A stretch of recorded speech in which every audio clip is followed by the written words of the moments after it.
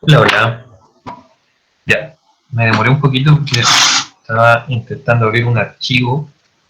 Finalmente no lo pude abrir, era para mostrarles un video.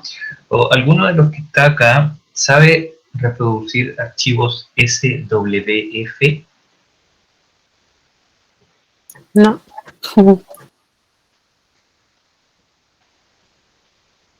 ¿Nadie?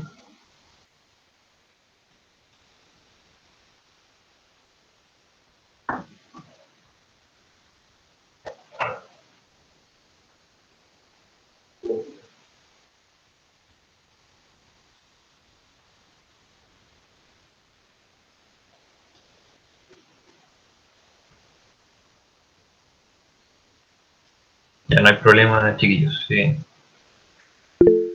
Que en general eh, no tenía ningún problema, el archivo se reproducía solo, pero ahora lo abrí y no me tiró un error y no pude abrirlo en realidad. Eh, Así que voy a tener que tratar de explicarles yo lo que quería mostrarles en este pequeño, como una especie de GIF, pero tiene ese otro punto SWF. Ya, antes de comenzar la clase, chiquillos, me gustaría que me cuenten hasta ahora cómo van con el curso, qué les ha parecido, eh, qué tal la experiencia con Tania, cómo les fue la prueba. Cuéntenme un poquito para que la clase no sea tan fome.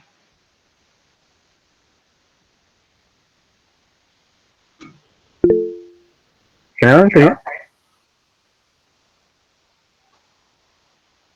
Bien, o sea, a mí personalmente me cuesta un poco, o sea, me pierdo generalmente en química porque me cuesta como asimilar qué fórmulas tengo que usar, Ya. pero, pero encuentro que la profe Tania igual explicaba súper bien, entonces las cosas nos quedaron bastante claras. Perfecta, Nicolás. ¿Alguna otra visión, comentario, pregunta antes de comenzar? Siéntanse libres, chiquillos, de comenzar. Hagamos esta cuestión eh, un poquito más didáctica, no lo hagamos tan serio. Profe, ¿usted lo va a hacer igual que la profe Tania de subir las clases grabadas y las PPT al campus? Eh, voy a voy a subir al campus los PDF de los PPT y les voy a enviar a cada uno de ustedes a sus correos por Drive el video de la clase. Ah, Entonces, ya. terminamos la Gracias. clase, termino de grabar y les hago llegar por Drive los videos.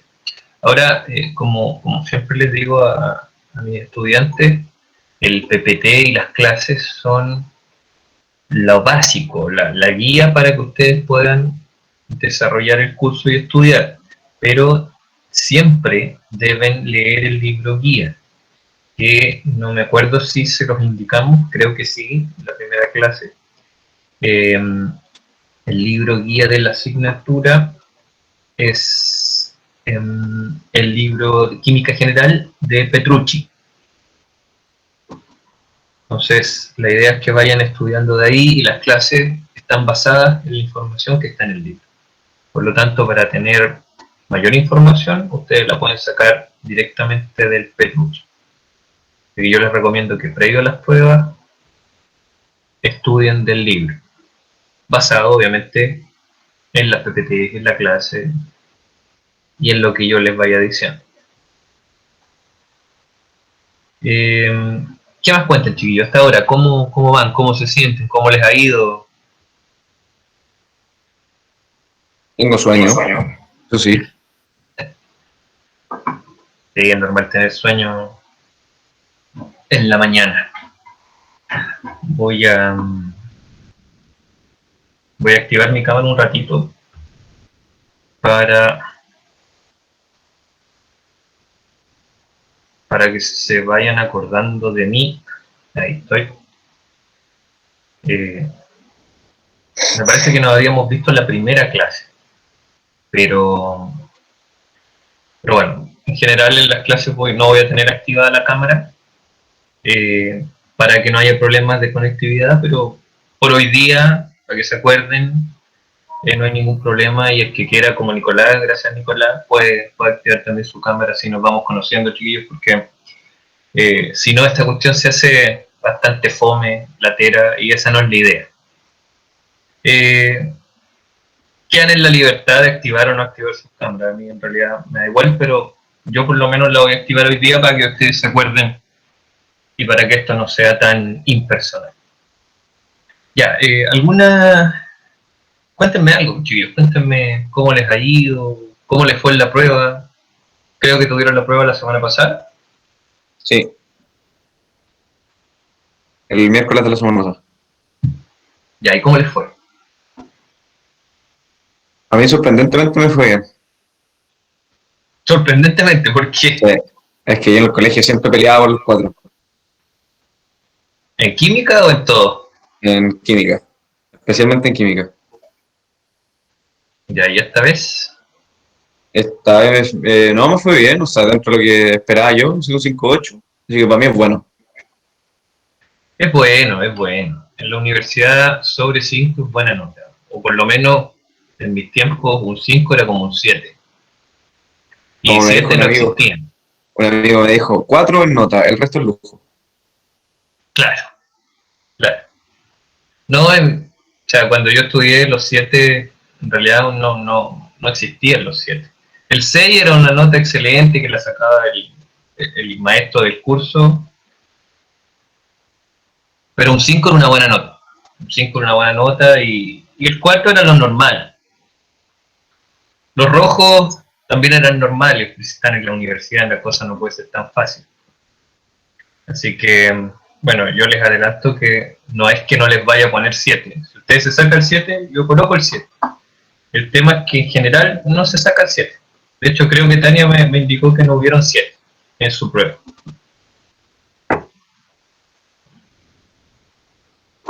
El resto está durmiendo, parece. Aparte de Nicolás y Camilo, el resto duerme. ¿O no?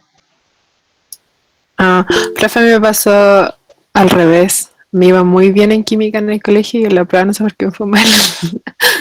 Pero es que a veces pasa, el cambio de sistema nos juega en contra.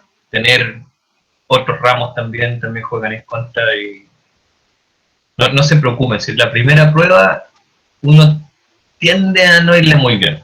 Recién está conociendo al profe, el tipo de pregunta, el sistema. Entonces, no se preocupen si no les fue muy bien en la primera prueba. Ahora, les comento como para que se vayan haciendo una idea desde ya. La primera prueba, imagino que fue de bastante cálculo, ¿o me equivoco? Ya. Sí. Sí. Las pruebas que vienen también involucran cálculo, pero estos cálculos tienen un poquito más que ver con la química que ustedes ya conocen. Por ejemplo, ahora mismo, la clase de hoy día no vamos a hablar de ningún cálculo, vamos a hablar de teoría que explica fenómenos químicos, y eso en realidad es conocimiento y no es algo que ustedes tengan que calcular y trabajar de forma automática. No sé si me entienden. De repente, cuando uno se centra en la química solamente en los cálculos, uno se vuelve un poquito como una máquina, ¿verdad? Uno empieza a sacar el número porque tiene que darle un número, pero nos cuesta de repente interpretar ese número. Entonces, la parte de gases es un poquito así, es mucho cálculo, determinar la concentración de un gas, determinar moles de un gas, pero es poco quizás lo que se asocia al concepto. Lo que vamos a ver de aquí en adelante es más conceptos y el cálculo va a ser útil para utilizar ese concepto en la cotidianidad. Vamos a ver disoluciones y dentro de las disoluciones vamos a ver concentraciones, cosas que la mayoría han visto en el colegio. No van a ser cosas muy nuevas, a excepción de algunas. Quizás lo que vamos a ver hoy día es un tanto nuevo. Así que, si bien es cierto, vamos a tener cálculos y yo les voy a dejar algunas guías para que ustedes trabajen en su casa. Yo no les voy a revisar las guías, les digo al tiro, no voy a revisar los ejercicios. Las guías yo se las dejo para que ustedes estudien. Así que hagan los ejercicios en su casa, vayan estudiando, y si tienen alguna duda con respecto a las guías, me hablan en la clase o me dicen si es que necesitan alguna ayuda adicional con los ejercicios. Me cuesta un poco abordarlos en la clase porque hay poco tiempo. El programa es súper extenso, eso quiero que lo tengan claro desde ya, y no es que no queramos hacer clases de ejercicio. Lamentablemente, y para que ustedes ya vayan entendiendo un poco por qué ocurren las cosas, este curso, el curso de Química General para Odontología, tenía 3 horas de cátedra, que son las que tenemos nosotros a la semana, y antiguamente, estoy hablando pre-pandemia, de hecho un poquito antes, tenía 1 hora de ejercicios. Y esa hora de ejercicios, por X motivo, fue eliminada del programa. Entonces, nos quedamos solamente con las 3 horas que corresponden a cátedra. Y hacer la cátedra en esas 3 horas alcanzamos, pero justo. Entonces, imagínense agregar la hora de ejercicios que se quitó de la asignatura en la cátedra, la verdad es que no alcanzamos. Entonces, yo trato, cuando puedo, de meter estos ejercicios, pero por otro lado también tengo que ceñirme el programa y pasarles toda la materia. Entonces, por eso les digo, yo les dejo las guías, ustedes desarrollen los ejercicios y cualquier consulta sobre ellos me lo hacen saber en las clases, y ahí yo voy a tratar de hacerme un espacio para explicar, o coordinamos algún otro horario si es que realmente necesitan ayuda con algún ejercicio. Ahora, no lo creo, porque los ejercicios de aquí para adelante, a mi parecer, no son muy complicados. Quizás la parte más complicada, creo yo, podría ser gases. Es una materia que no todos vieron en el colegio, pero de aquí para adelante yo creo que más o menos todos han visto lo que vamos a tratar. Así que, bueno, eso a modo de introducción. También les comento, hoy día me he alargado un poquito, voy a tratar de ceñirme a la hora de clases que se les asignó, o sea, que nos pide la universidad de acuerdo a los acuerdos que se llegaron con ustedes, con los estudiantes. Pero en realidad el horario de clase por sistema es de 10:50 a 1, pero como se solicitó que se hiciera una sola hora de clase, si partimos a las 10:50, la idea es terminar tipo 11:50, 12. Si partimos a las 11, obviamente 11, 11:10, pero hay algunos casos que no voy a alcanzar a pasar la hora, voy a necesitar un poquito más. Entonces, yo les pido que entiendan que en algunos casos voy a usar 1 hora y media, máximo. Pero en ningún caso voy a usar las 2 horas que están establecidas, porque se acordó tratar de hacer las clases en una sola hora. De esa forma yo evito mandarles cosas para la casa, porque en general se aceptó trabajar una sola hora de clases presenciales, pero también se aceptó que ustedes iban a tener más carga extra, ¿cómo le llaman acá? Trabajo fuera de línea, es decir, no conectado con el docente. Y a mí no me gusta mucho eso, no me gusta que tengan que conectarse a la clase y que además tengan que tener trabajo en la casa, porque se les empieza a llenar de cosas en la casa, aparte del estudio para las pruebas que tengan que hacer, de las guías, etcétera. Así que yo voy a tratar de quizás tomarme un poquito más de tiempo en las clases, pero evitar mandarles actividades extra, no es extraula, es fuera de línea, digamos. A excepción de las guías, que son lo normal para que ustedes estudien, pero eso es lo normal. Ya, chiquillos, ¿algún comentario o acotación que quieran hacer antes de que comencemos? Profe, una pregunta. Dígame, no sé quién me está hablando porque no están. Yo, Isadora Burgos. Ya, Isadora, dime. Una pregunta, lo que pasa es que usted va a trabajar con ayudantías durante el periodo que nos va a hacer clase. No, no tengo ayudante. Ah, Ahora, entiendo que habían unos ayudantes en el curso, o me equivoco, o estoy confundiéndolo. no sé, nosotros trabajamos con un ayudante que tenía la profe Tania, Pero ¿cómo? pero ¿Eran dos niñas o no? no, era un chico. Ah, ya, no. Entonces no tenemos ayudante. Ese ayudante trabaja con Tania y las chicas que estaba pensando yo son de la otra química general que hago. No funcionó con ayudante por una razón bastante personal. No he tenido muy buenas experiencias con los ayudantes. Lamentablemente, cuando tuve alguna vez ayudante, me pasaba mucho que el ayudante a veces se equivocaba o a veces tenía una forma diferente de enseñar a los estudiantes los ejercicios o la temática que se estuviera tratando, y tenía problemas después en las pruebas, porque desarrollaban mal los ejercicios y me decían, profe, pero es que el ayudante me dijo que se hacía así. Y lamentablemente, si el ayudante les dijo que se hacía así, tengo que entenderlo, porque no es culpa de ustedes, alguien se los enseñó mal. Entonces, para evitar ese doble discurso, yo prefiero explicarles todo yo. Eh, por eso que les indico, si ustedes necesitan ayuda con ejercicios o con algo adicional de la materia, conversenlo conmigo y nos tratamos de hacer un espacio extra. O tratamos de acelerar un poquito las clases y dejar un rato al final para explicarse. Ah, ya. Gracias, profe. De nada. ¿Alguna otra duda antes de empezar?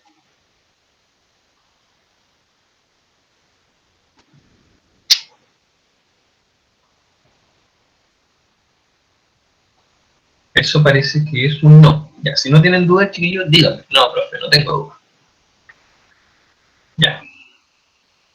Entonces, vamos a comenzar. Yo voy a desconectar mi cámara para que... porque yo voy a proyectar la imagen, así que no tiene mucho sentido que yo la coloque. Bien, lo otro, chiquillos, destacarles que me parece bastante bien su participación en clase. 67 personas conectadas yo tengo en la lista que ustedes son como 71 más o menos. Me parece súper bien.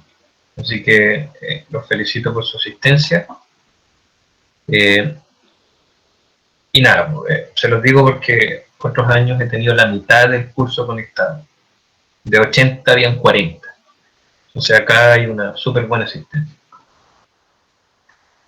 Ya, voy a proyectar y comenzamos. Cualquier cosa, chiquillos, que tengan alguna duda o algo que me quieran comentar mientras yo estoy presentando, activen su micrófono, por favor, porque como yo tengo la presentación abierta, no veo el chat. Así que activan su micrófono y me interrumpen, ¿no?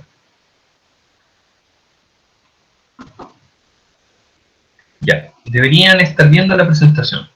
¿Es así? Sí, Sí, profe. Sí, sí, profe. profe. Ya, genial, chicos. Bueno, lo que vamos a tratar hoy día eh, son las fuerzas intermoleculares, y esto está dentro del capítulo de líquidos, del cual habla el libro de Petrucci.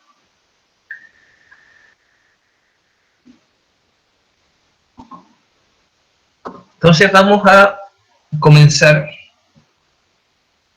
a describir qué son las fuerzas intermoleculares.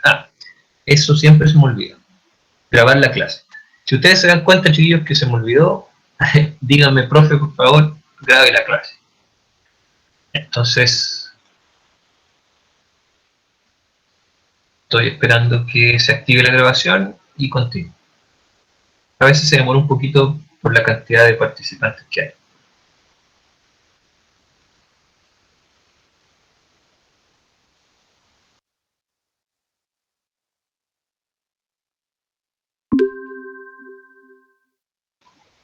Ya, ahora sí estamos grabando. Ya, como les decía, vamos a trabajar dentro del capítulo de líquidos y vamos a partir con las fuerzas intermoleculares. Las fuerzas intermoleculares son importantes cuando estamos hablando de la forma y del comportamiento de la materia.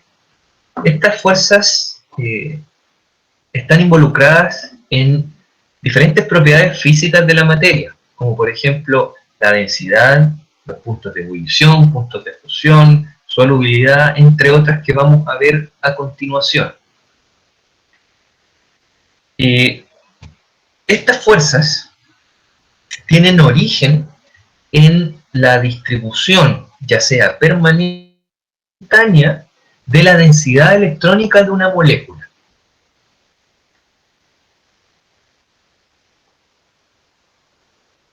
¿Qué son las fuerzas intermoleculares?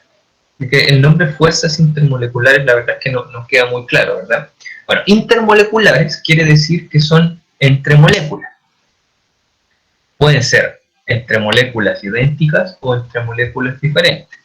Pero en general, para dar explicación a ciertas propiedades físicas como punto de fusión, de ebullición, etc., estamos hablando de moléculas idénticas, es decir, de la misma sustancia. Pero también tienen relación con moléculas de otra sustancia. Entonces eso quiere decir intermoleculares. Ahora, ¿a qué le llamamos fuerza? En realidad las fuerzas intermoleculares son interacciones físicas. ¿Ok? Es una interacción física entre moléculas. Y estas pueden ser entre moléculas diferentes. Por ejemplo, puede ser entre moléculas neutras, entre moléculas con carga, entre moléculas polares, apolares, etc. Entonces, vamos a ver que hay diferentes tipos de interacciones o de fuerzas intermoleculares, que también se conocen con el nombre de fuerzas de Van der Waals. Entonces, cualquiera de los dos nombres está haciendo referencia a lo mismo: interacciones intermoleculares o fuerzas de Van der Waals. Dentro de estas interacciones vamos a estudiar las dipolo-permanente, también conocidas como dipolo-dipolo, puente de hidrógeno, que vamos a ver que es un tipo particular de fuerza intermolecular que está dentro de las interacciones dipolo-dipolo. Vamos a estudiar dipolo permanente, dipolo inducido, y dipolo instantáneo, dipolo inducido, que también se conoce como fuerzas de onda.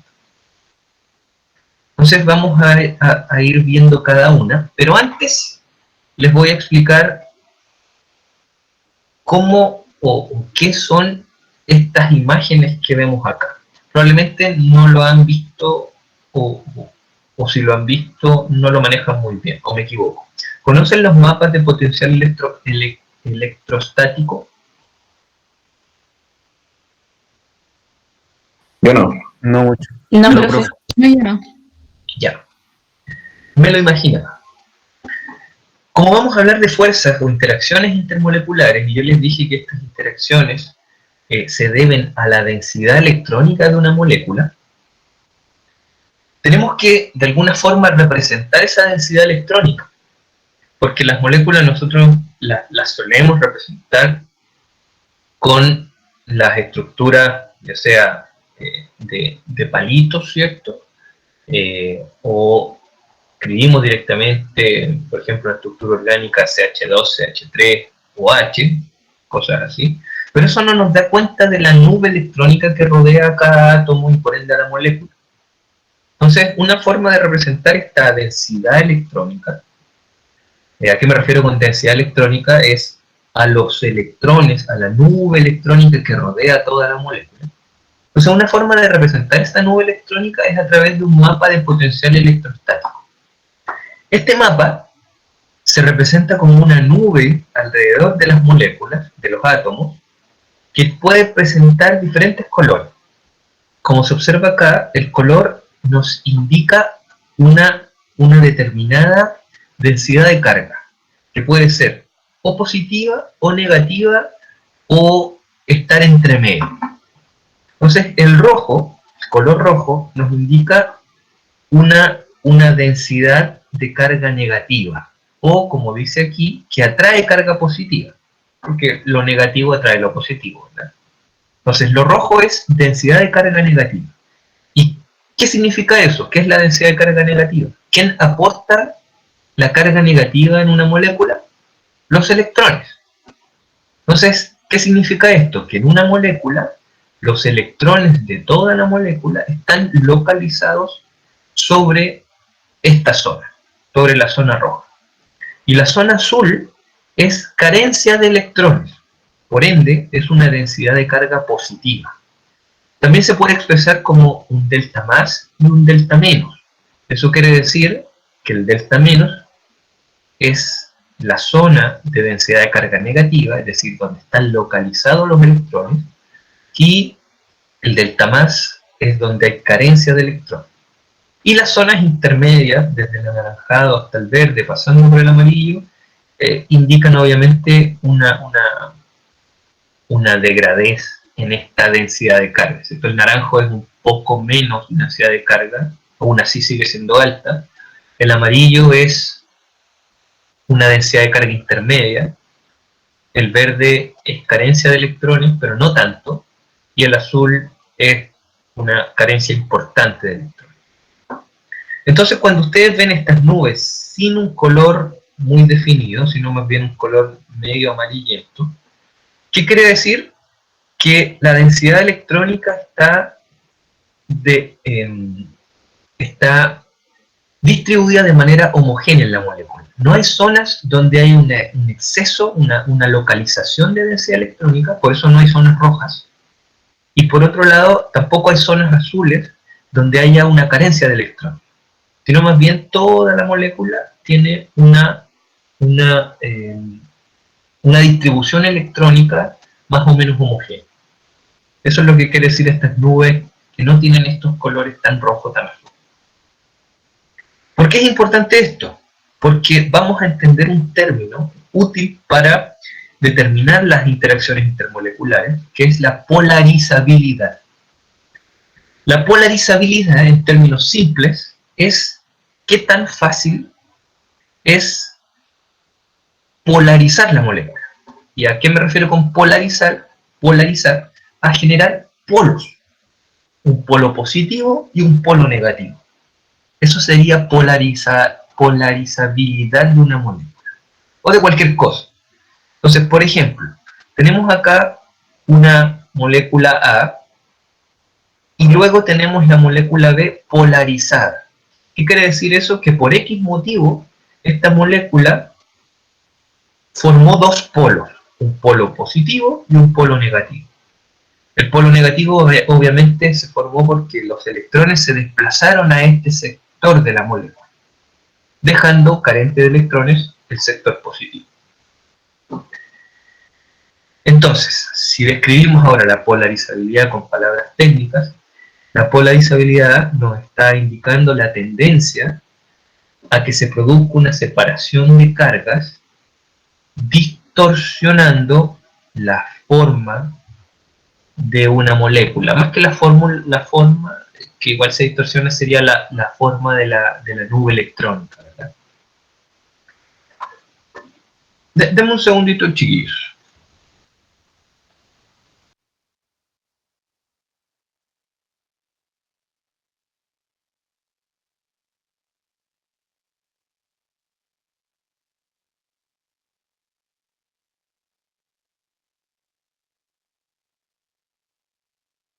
Ya, ahora sí.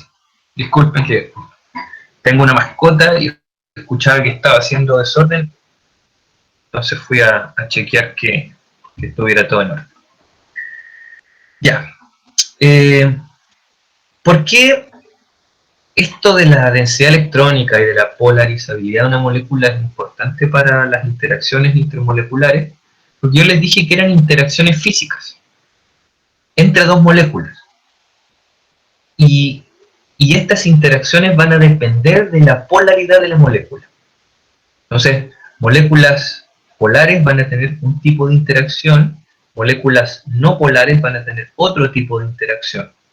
Entonces, por eso tenemos que conocer la polaridad o la polarizabilidad de la molécula para conocer cuáles serían las interacciones intermoleculares que están involucradas en esa sustancia. Ahora, hay algunas cosas que podemos manejar antes de, como que la polarizabilidad aumenta con el tamaño atómico o molecular de una molécula, obviamente. ¿Por qué? Porque al tener una molécula más grande, también tenemos mayor cantidad de electrones que la rodea, el volumen de la nube electrónica. Y si esta nube es más grande, es más factible que sea polarizada. Y por eso aumenta la polarizabilidad. Que es, bueno, justamente lo que se explica aquí. Los puntos de ebullición y de fusión, que yo les decía que son propiedades físicas que dependen de la interacción molecular y por ende dependen de la polarizabilidad, van a aumentar en general con la masa molecular. Y acá tenemos una tabla donde se observa este fenómeno. Moléculas con baja masa molecular o masa molar, después moléculas con masa molar más grande, y ustedes pueden ver que aumenta el punto de ebullición y también aumenta la polarizabilidad. Entonces ahí pueden ir comparando los valores.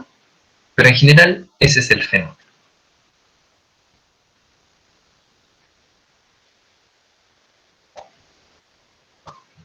Ahora, la forma de las moléculas también va a afectar a las fuerzas intermoleculares.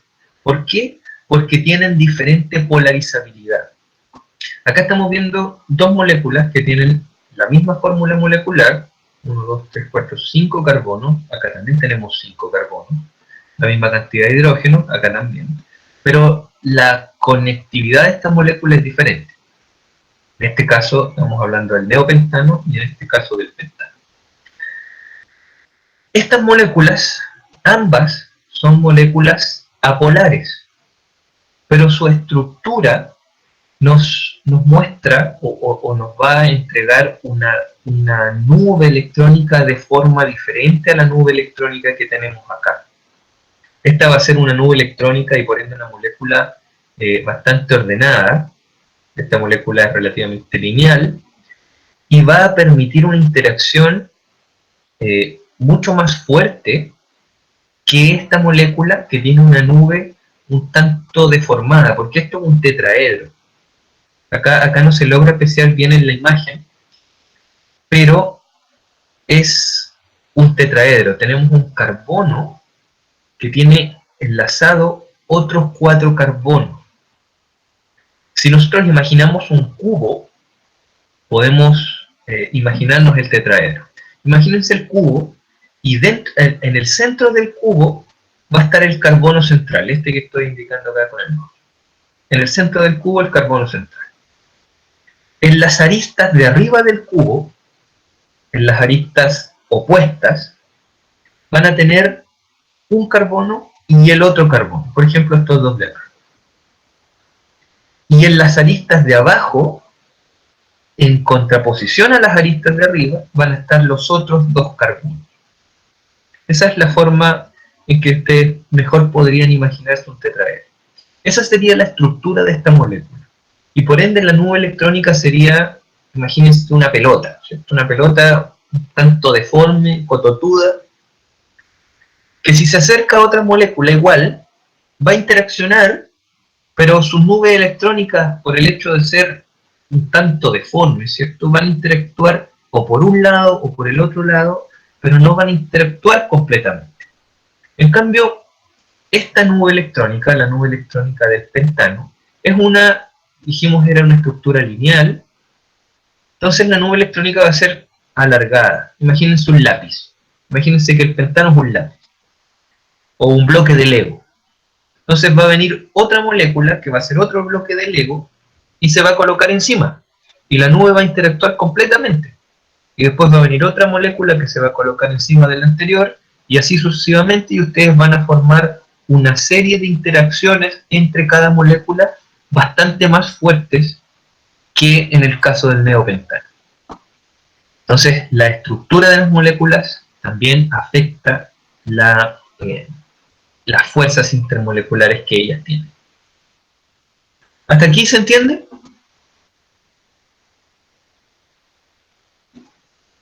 Sí, Sí se entiende. Ya, chiquillos, cualquier cosa, ustedes me dicen, profe, no entendí, y yo les vuelvo a explicar.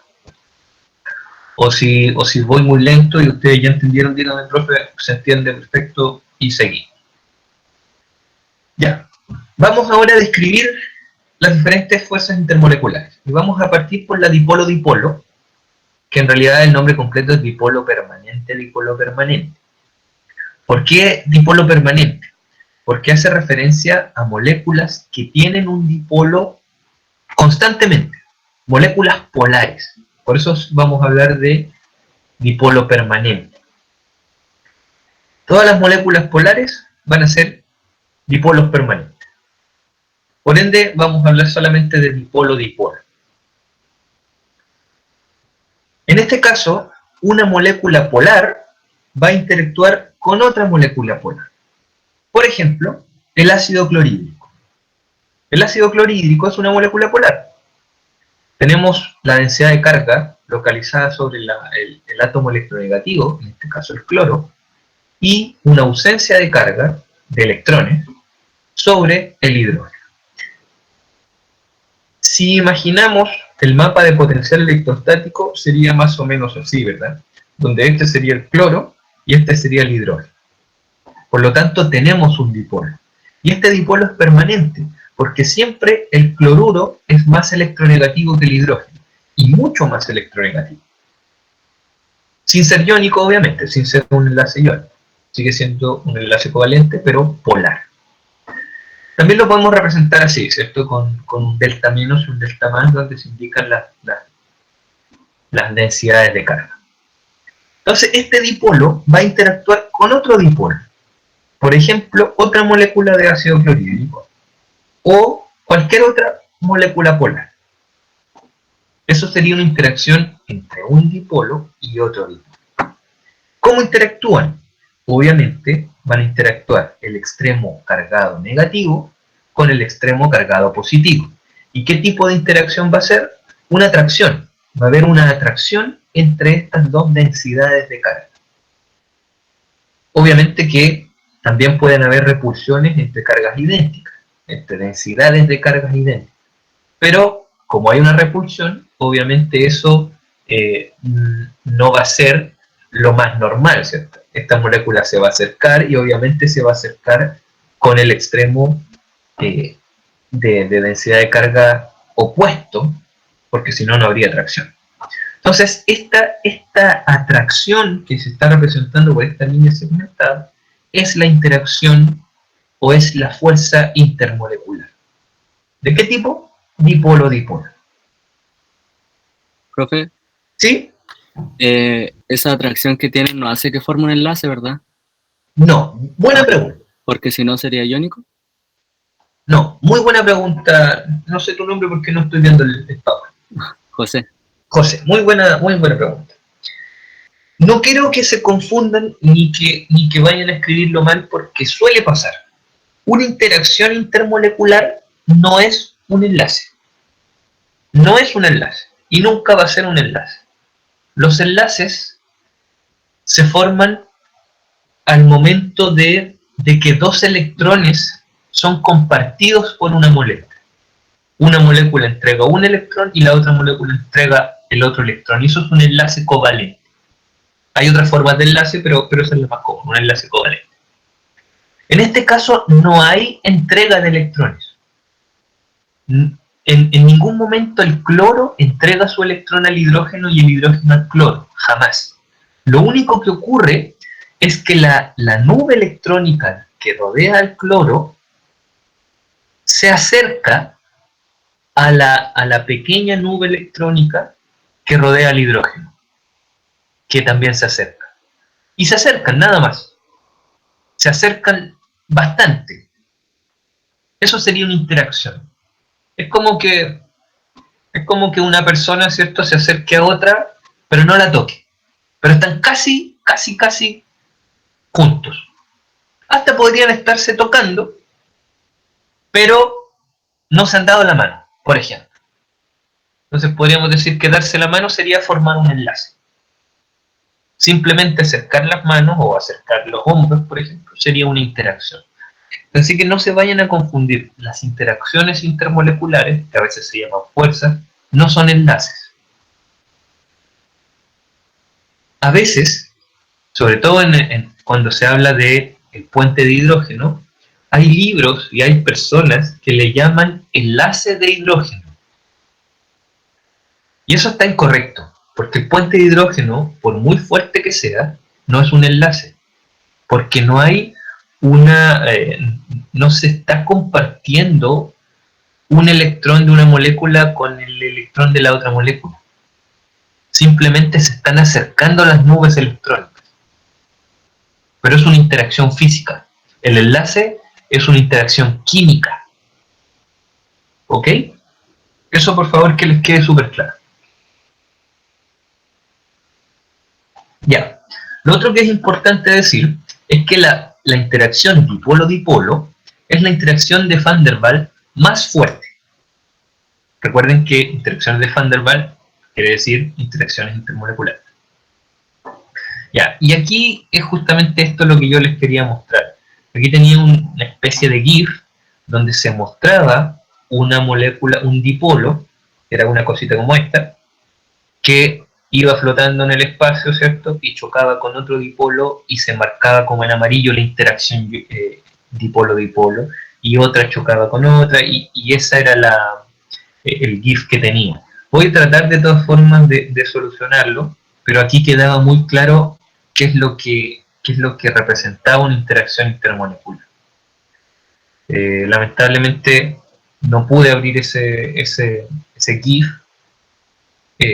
pero voy a tratar de solucionarlo.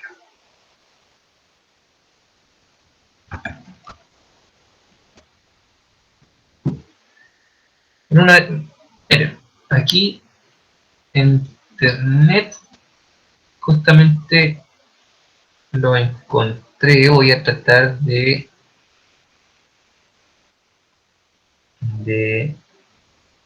abrirlo para que ustedes lo vean.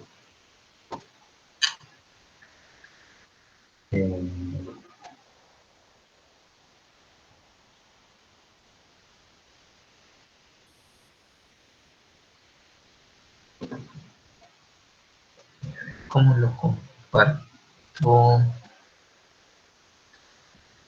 Déjenme ver cómo lo comparto.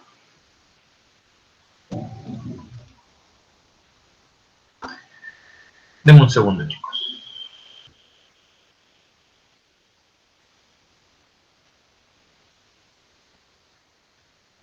Dejamos de compartir acá. Y vamos a presentar...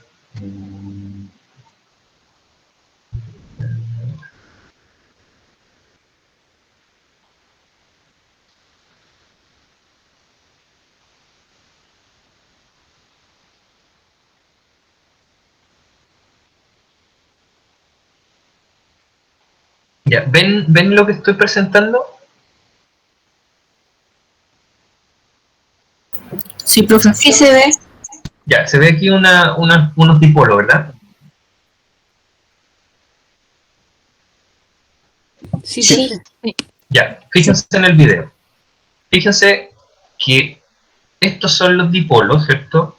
Y se aproximan las moléculas, y cuando se aproximan, tienen una interacción. Y en este caso sería una atracción, ¿verdad? Vamos a ir de nuevo. Sería la atracción entre la densidad de carga negativa con la densidad de carga positiva. Y ahí se forma este halo amarillo, nos estaría indicando la interacción intermolecular del tipo dipolo-dipolo. Esas son interacciones intermoleculares. Esas son las fuerzas intermoleculares. Y si ustedes se fijan, son momentáneas. No es que las moléculas estén constantemente unidas. Por eso que no es un enlace. Es simplemente una interacción. Cuando se acercan, interacción. pero también se pueden alejar. Entonces, si ustedes imaginan ahora que esto es un estado de la materia, imagínense que esto fuera un líquido, por decir una cosa, agua. Dentro del agua, si nosotros tuviéramos un ojo molecular, estaríamos viendo que estas son moléculas de agua. Cada una de estas serían moléculas de agua. Y están constantemente interaccionando. Se acercan, ocurren interacciones dipolo-dipolo, y luego se alejan. Pero al alejarse, por ejemplo, en este caso, esta se aleja, interaccionó aquí, se alejó, pero se alejó para interaccionar con otra. Y esta que se alejó de acá, se va a alejar para interaccionar con otra. Entonces están constantemente interaccionando y perdiendo esa interacción. Esas son las interacciones intermoleculares. ¿Les queda claro ahora? Sí, profe, con ese GIF quedó súper claro. Por mi parte, sí. Genial, genial. Esa era la idea. Si tenía otros GIF con los otros tipos de interacciones, que lamentablemente los perdí, pero voy a intentar verlos acá mismo.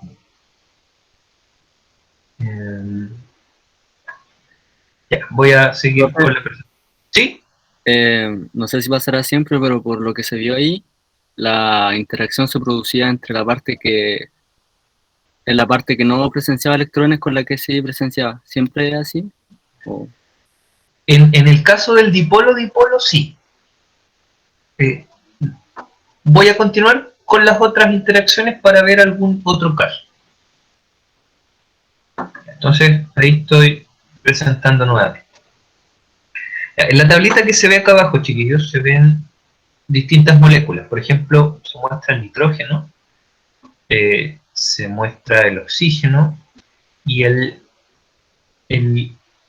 este es óxido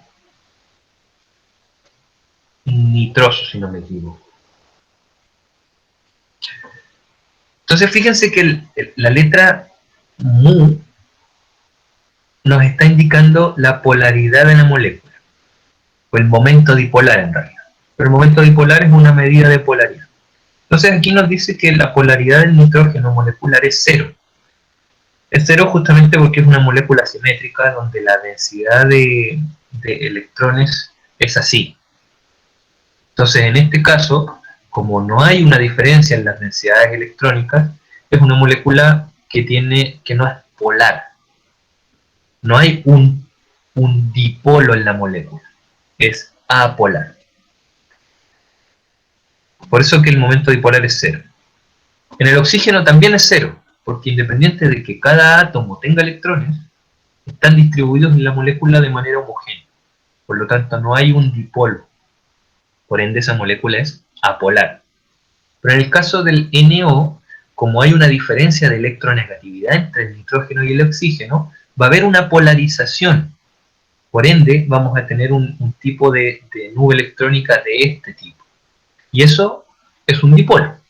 Por lo tanto, el NO va a tener interacciones dipolo-dipolo. En cambio, el nitrógeno y el oxígeno no van a tener. Van a tener otro tipo de interacciones. Y fíjense que, debido a eso, el punto de ebullición del NO es más alto que el del oxígeno y del nitrógeno. Porque dijimos que las interacciones intermoleculares son las interacciones más fuertes.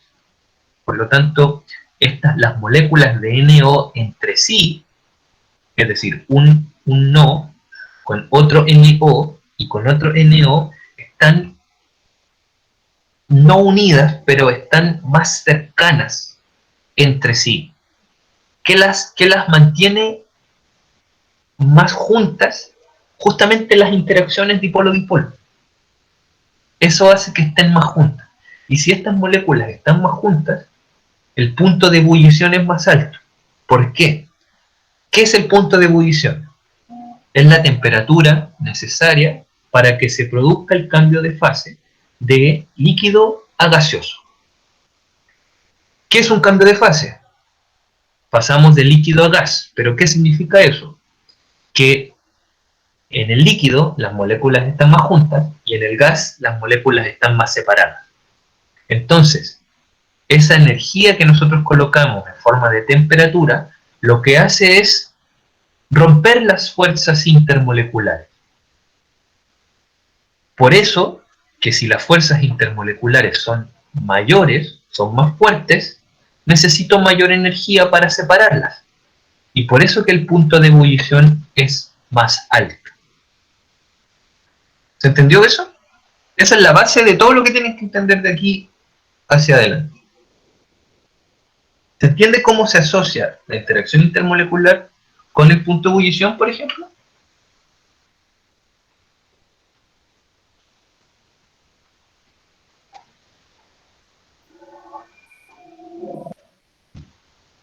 ¿Sí o no? Sí. ¿Alguien no lo entendió? Yo, profe, me perdí en esa parte. Ya, lo voy a explicar de nuevo.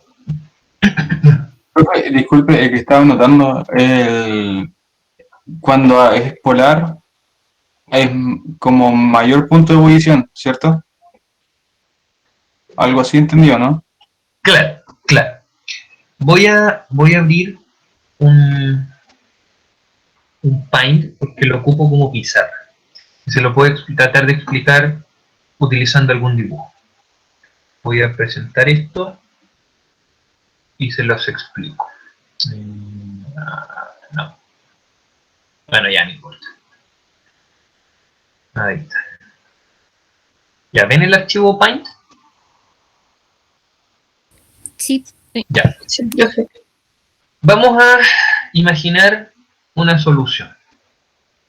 Tenemos un recipiente y vamos a imaginar que este recipiente está lleno de agua. El agua, o no, mejor, ácido clorhídrico, que ya lo dibujo. Entonces, vamos a tener moléculas de HCl. Y todo esto es ácido clorhídrico, ¿cierto? Entonces, aquí va a haber otro HCl y va a estar lleno de HCl. Y así sucesivamente, ¿verdad? Entonces, aquí va a haber una interacción, ¿cierto? Acá va a haber otra interacción. ¿De qué tipo? ¿Qué tipo de interacciones son estas?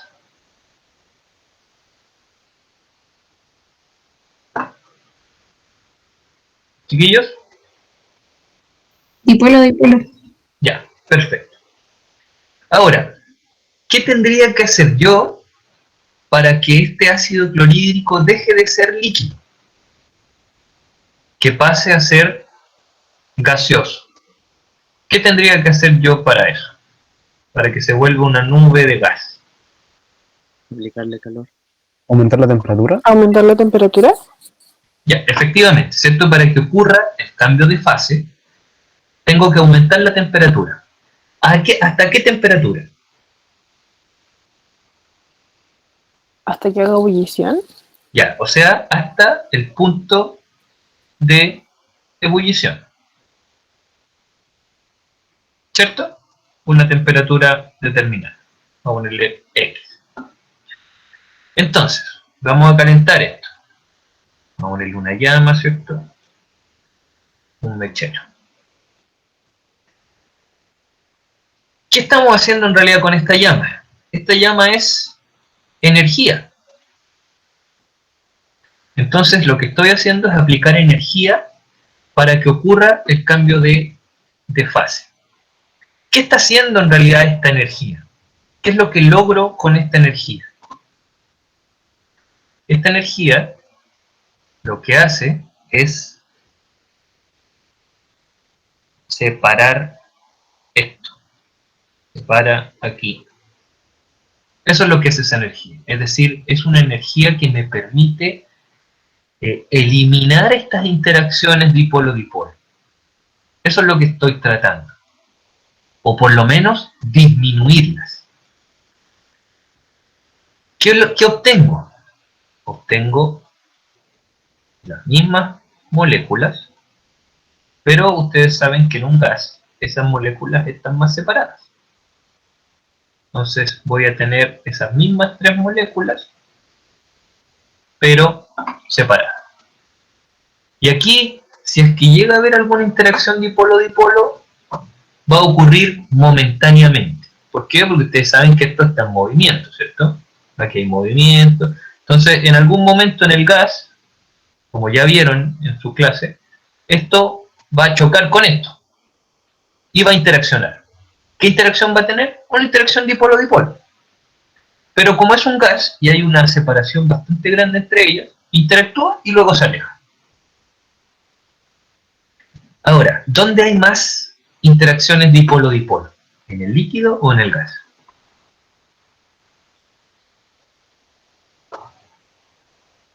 ¿Líquido? En el líquido. Acá hay una mayor cantidad de interacciones intermoleculares y están, son más durables en el tiempo, ¿cierto? Acá, si bien es cierto, también están ocurriendo y dejando de ocurrir, como las moléculas están más cerca, ocurren con una mayor frecuencia. En cambio, en el gas, como las moléculas están más lejos, ocurren con una menor frecuencia. Ahora, no nos confundamos, en ambos casos ocurren interacciones dipolo-dipolo. ¿Por qué? Porque las moléculas son polares. Pero en este caso habían más moléculas e interacciones dipolo-dipolo y en este caso hay menos interacciones dipolo-dipolo. ¿Qué tuve que hacer para eso, para producir el cambio de estado? Es aplicar temperatura. Es decir, el punto de ebullición va a depender de las interacciones dipolo-dipolo. Ahora, si yo les digo que una molécula tiene punto de ebullición 20 y que otra molécula o que otra sustancia tiene punto de ebullición 80, ¿qué me pueden decir ustedes de las interacciones dipolo-dipolo de esta que tiene 20 comparado con esta que tiene 80? ¿Dónde ¿Que hay cada 80 tienen más fuerza? más? Exacto, exacto. Acá hay una mayor una mayor cantidad, porque la fuerza en realidad de una interacción dipolo-dipolo es más o menos similar, pero quizás en este caso no hay tantas interacciones dipolo-dipolo porque quizás el dipolo no es tan marcado, quizás porque sí, principalmente porque la molécula, si bien es cierto es polar, quizás es menos polar que en este caso. Por ende, acá las fuerzas intermoleculares o fuerzas de Van der Waals son mayores que en este caso.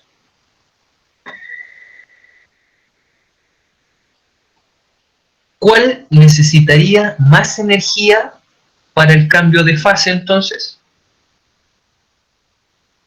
La que está 80. Exacto. Ya, entonces aquí era fácil porque yo les di los valores. Ahora, si yo les digo que una molécula X es más polar, vamos a definirlo con la letra mu, no parece mu, pero bueno, que una molécula Y que tiene un menor mu. ¿Qué quiere decir eso? Que esta es más polar y que esta es menos polar. Entonces, si yo les digo eso y les pregunto, ¿cuál tendría que tener mayor punto de ebullición? ¿La más polar o la menos polar? ¿Qué dirían ustedes? La que es más polar, ¿Por qué? porque tiene más electronegatividad Y y el enlace es más fuerte. O sea, no el enlace, pero la unión es más fuerte. la unión, Tiene más interacciones. O sea, la interacción intermolecular es más fuerte. Eso. Eso, perfecto. Perfecto, Judy. Lo entendieron súper bien. Ya, entonces vamos a borrar. Ya, volvamos a la clase. Bueno, esto es parte de la clase, pero volvamos al Power.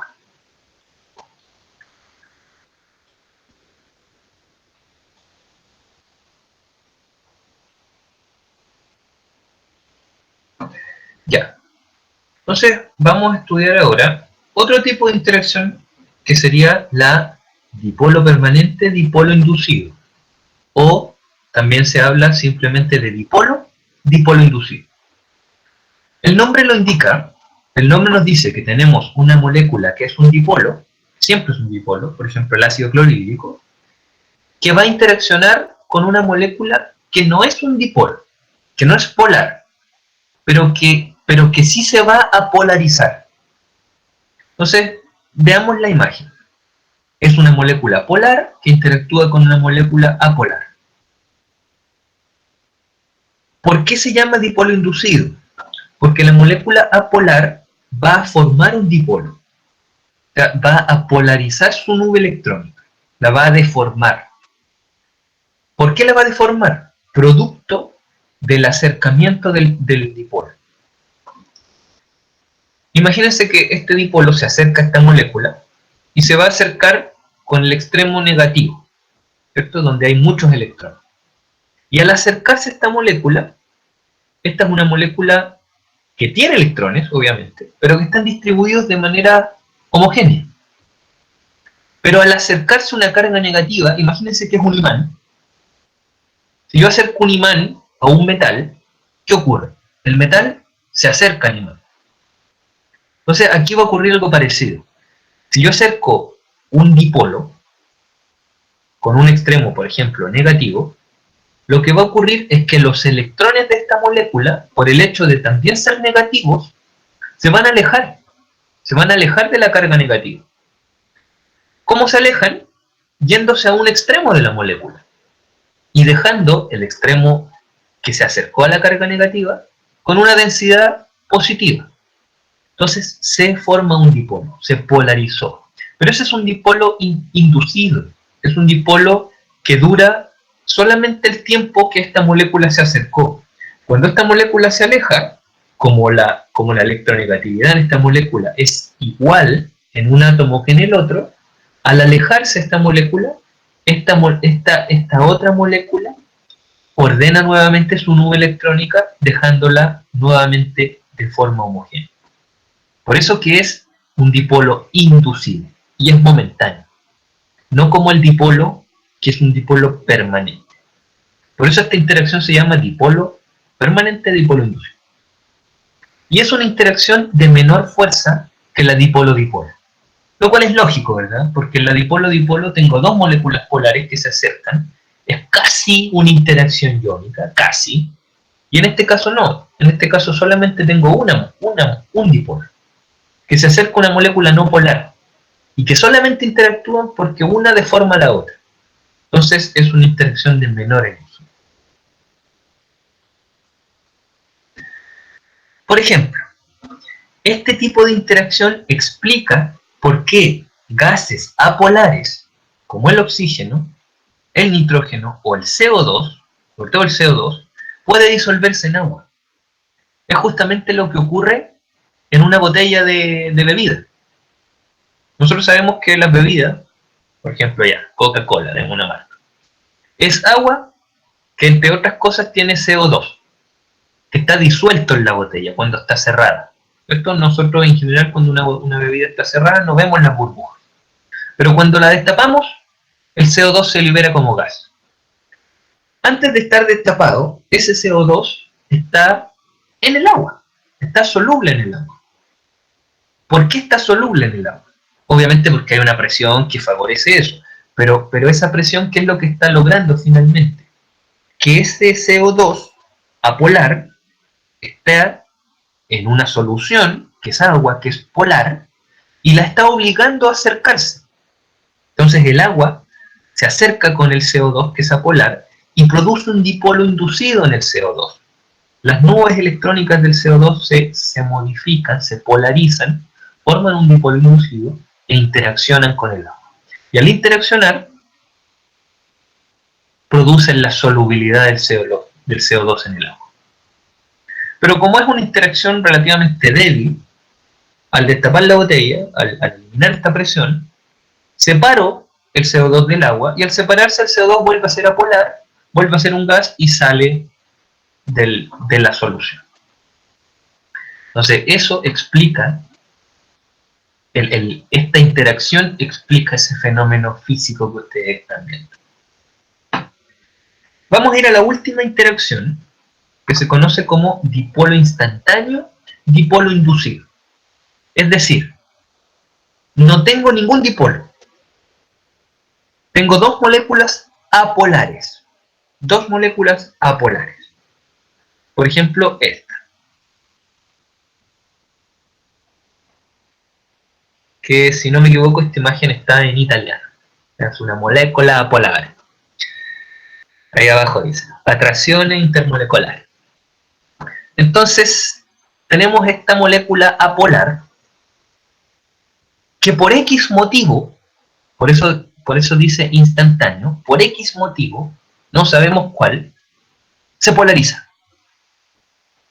Se polarizó por X motivo. Quizás a la solución le llegó un poco de sol, se le hizo presión, se aumentó la temperatura, se le acercó un imán, no sé. Cualquier cosa que hizo que esta molécula apolar se polarizara.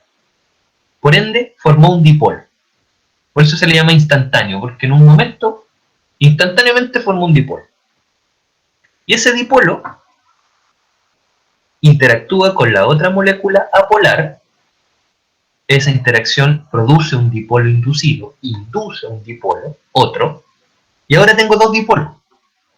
Y si tengo dos dipolos, va a haber una interacción entre los polos opuestos. Pero luego, eso se aleja y cada molécula vuelve a ser apolar. Entonces, dame un segundito. Entonces, eso nos explica por qué dos moléculas apolares, aún así, van a estar en cierto estado físico, aún así necesito aplicar temperatura, por ejemplo, para que ocurra un cambio de fase, porque de todas formas hay una interacción, por muy débil que sea, pero hay una interacción que los mantiene unidos. Obviamente, por el hecho de ser de menor fuerza que las otras interacciones, necesito menor energía para romperla.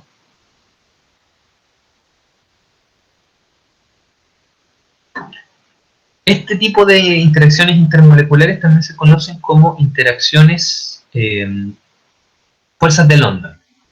¿Ok? Y aquí tenía unas imágenes que retrataban estas interacciones, pero bueno, lamentablemente ya no las tenemos. Con respecto al puente de hidrógeno, el puente de hidrógeno es un tipo de interacción dipolo-dipolo. Es decir, es una de estas. Ocurre cuando tengo dos moléculas polares. Pero es una interacción dipolo-dipolo particular porque ocurre en ciertos casos. Necesito que se cumplan algunas condiciones para que ocurra.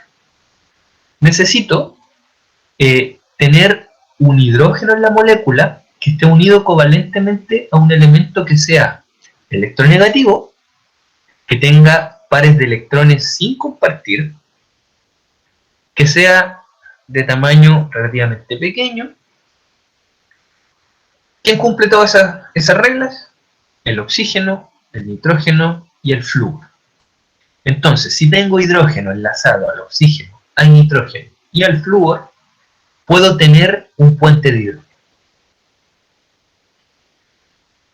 Es una interacción bastante fuerte, de hecho dentro de las dipolo-dipolo es la más fuerte, y ocurre justamente cuando el hidrógeno interactúa con el otro átomo que vendría siendo electronegativo.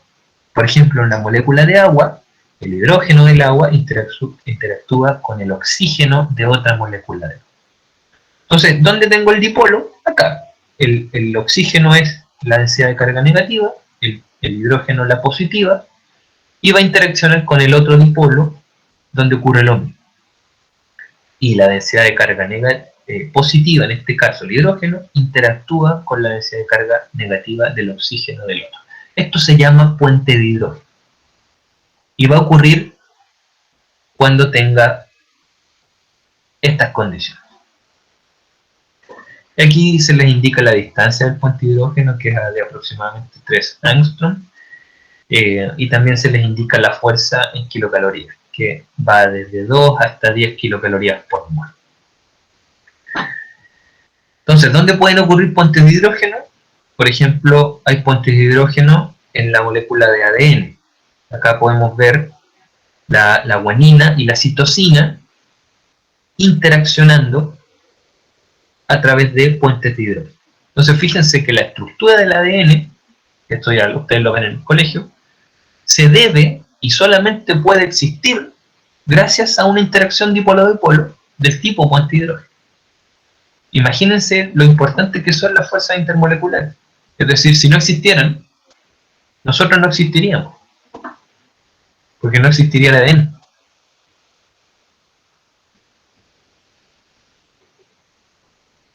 Una cosa aquí destacable en esta imagen es que podemos ver los mapas de potencial electrostático de las moléculas. ¿Se fijan? Acá, en esta molécula, la densidad electrónica está situada acá, en estos dos átomos, o en este segmento de la molécula. Está rojito. Y interactúa justamente con el segmento azul, donde hay una ausencia de carga de densidad electrónica. ¿Por qué? Porque los electrones están por acá, fíjense. Por eso es tan bueno conocer estos mapas de potencial electrostático.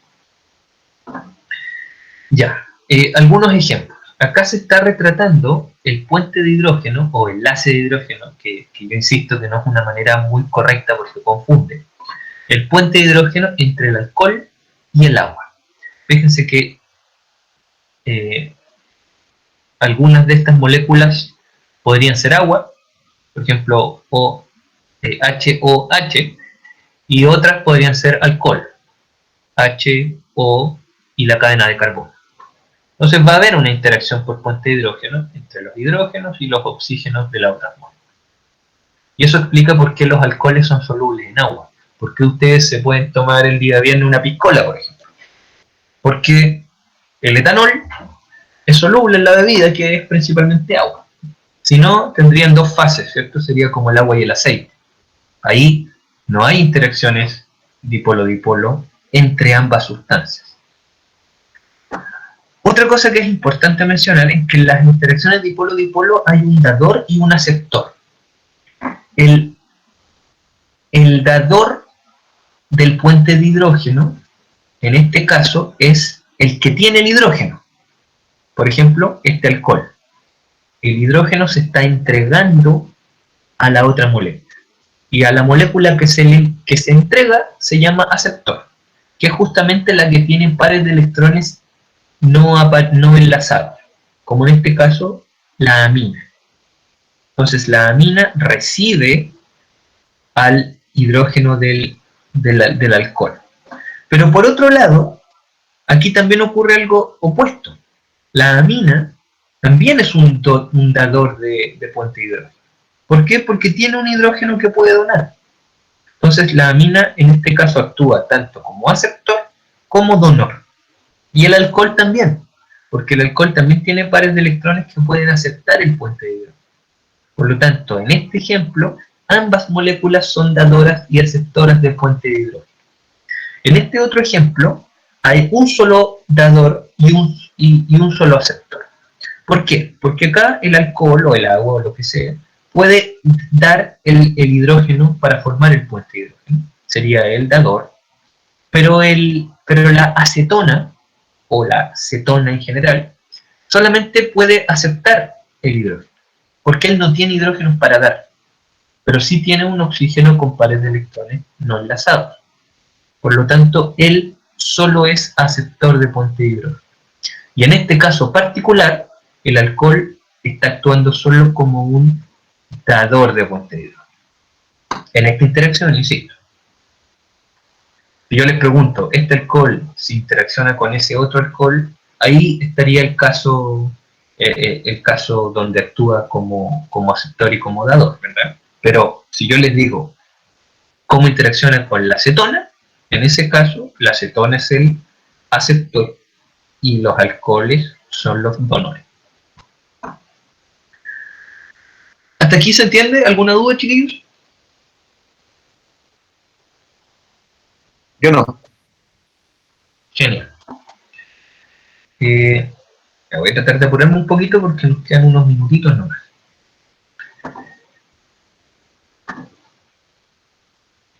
tenemos una última interacción, que es la interacción entre dos iones, que son fuerzas interatómicas, que son las más fuertes, porque ocurren por la atracción electrostática de dos cargas netas.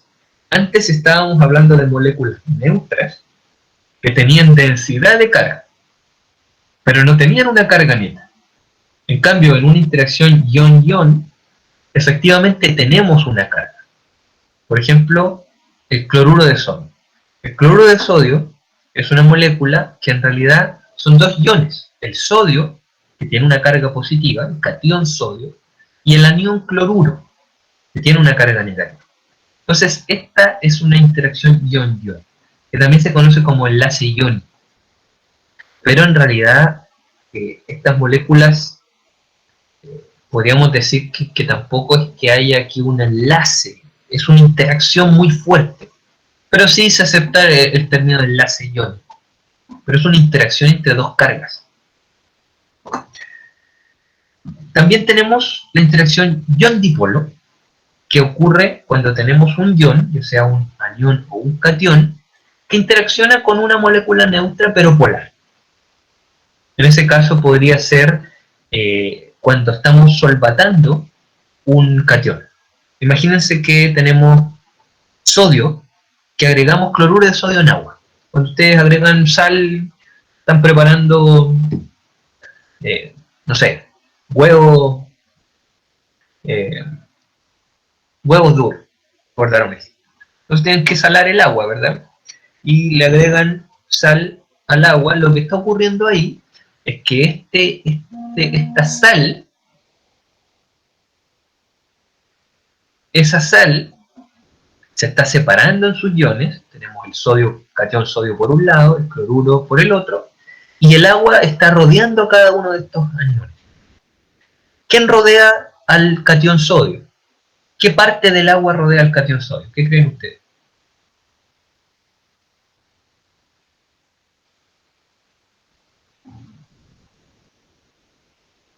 El oxígeno. El oxígeno, ¿verdad? El oxígeno, ¿por qué? Porque tiene la densidad de carga negativa. ¿Y quién rodea al cloruro? El hidrógeno. El hidrógeno. Perfecto. Eso que yo digo que es rodear es una interacción ion-dipolo. ¿Por qué? Porque interacciona un ion, ya sea un catión o un anión, con una molécula polar. Perfecto, chiquillos. Hasta ahí lo están entendiendo perfectamente. Y eso explica la solubilidad, por ejemplo. La solubilidad, en este caso del cloruro de sodio, por ejemplo, esto es cloruro de sodio, o representa el cloruro de sodio. Y cuando yo lo agrego en agua, ocurre justamente lo que acabamos de describir. La interacción ion-dipolo entre estos Mickey Mouse que tenemos aquí con estos Mickey Mouse de allá. Esto acá están las orejas, y esa es la cara. Estos son los hidrógenos, este es el oxígeno. Esto se llama, aparte de ser la solubilidad, esto se llama solvatación. ¿Por qué? Porque es el agua la que está solubilizando a un catión, a una sal. Bueno, aquí tenía otra imagen donde se mostraba justamente esto de manera interactiva. Lamentablemente no me funciona. Acá también tenemos la solubilidad de un soluto polar, por ejemplo, cloruro de sodio, en un solvente no polar.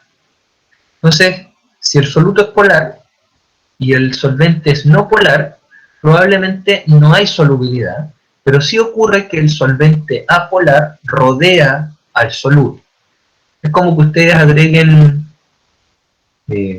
una piedra en el agua, ¿cierto? Esta piedra estaría representando un solvente o un soluto polar, o sea, no, en el agua no, porque el agua es polar. Agreguen cloruro de sodio en parafina, en benzina, en aceite. Eso no se va a solubilizar. Entonces ustedes van a ver un cristalito dentro de esa solución y ese cristalito va a estar rodeado por la solución, que en ese caso sería la parafina o el aceite, etc. Entonces va a haber una interacción en la superficie de ese cristal. ¿Qué interacción creen que va a haber en esta superficie? Donde ustedes tienen algo polar aquí, rodeado por algo apolar. ¿Qué tipo de interacción podría haber aquí en la superficie?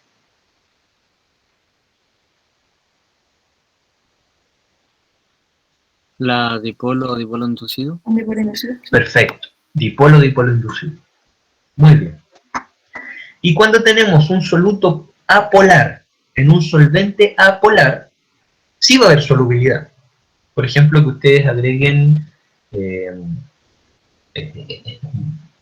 es cotidiano, aceite y que le agreguen,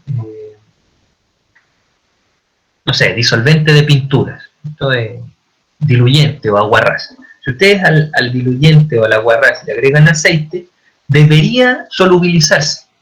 ¿Por qué? Porque son dos cosas apolares.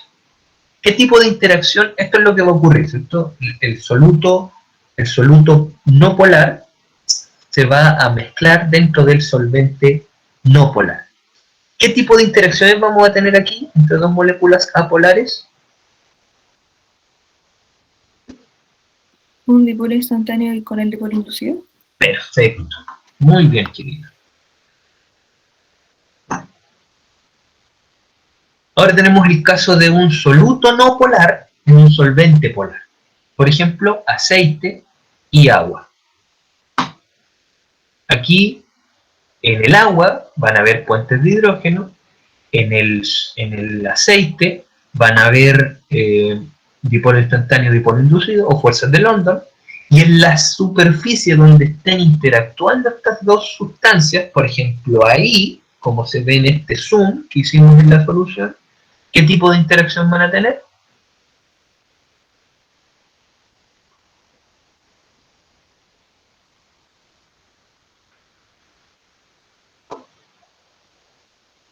John. No, esto es el agua, esto es el aceite. El agua es polar, el aceite es no polar. Aquí en la superficie, como los estoy obligando a estar en contacto, ¿qué interacción va a ocurrir? Permanente inducido. Perfecto, dipolo permanente, dipolo inducido. Pero en cada una de sus senos de la solución, ¿cierto? Aquí en el seno de la solución del agua va a haber dipolo-dipolo del tipo puente hidrógeno. Y en el seno del aceite va a ocurrir fuerzas de London. Y en la superficie, dipolo instantáneo, dipolo inducido. Perfecto, chiquillos. Lo entendieron súper bien. En estricto rigor, hubiese sido ideal alcanzar a pasar toda esta materia hoy día, y no alcanzo, pero continuamos la próxima clase. Entonces, porque ya estamos en la hora. Voy a dejar de presentar. Voy a dejar de grabar.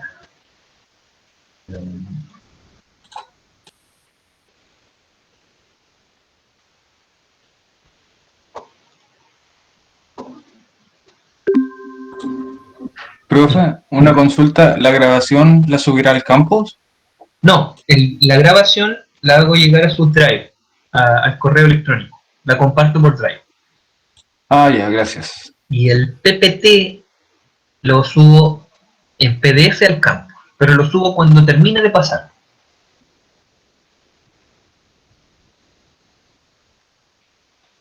Ya, O sea, ¿la chicos, clase grabada también? ¿O ¿cómo, Álvaro? la clase grabada también la paso cuando termine de pasar toda la materia? No, la clase la subo hoy día mismo. Ah, ya, muchas gracias. No hay problema. ¿Alguna duda, chiquillos?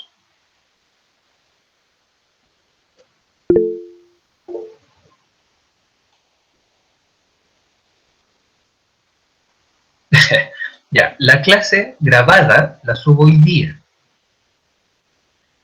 Y el PDF del PPT lo subo cuando termine de pasar todo el PPT. Porque aquí quedamos hasta la diapo 19. Cuando la termine, que son la diapo 36, ahí lo subo. ¿Ok? Pero la clase grabada la subo hoy día. La clase de hoy. Ya, ¿alguna otra consulta? Yo por lo menos no, profe.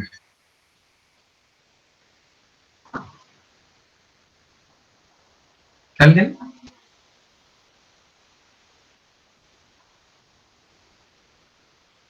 Ya, parece que nada. Ya pues chiquillos, entonces dejamos la clase hasta acá. Espero que hayan entendido todo y que vayan agarrando confianza para las próximas clases. Nos vemos entonces el próximo martes, en la tarde. Ya muchachos, nos Ya, vemos. profe. Que estén Muchas muy gracias, que bien. tengan buen día. Gracias, profe. Chao, profe. Chao chiquillos, gracias a ustedes. Chao.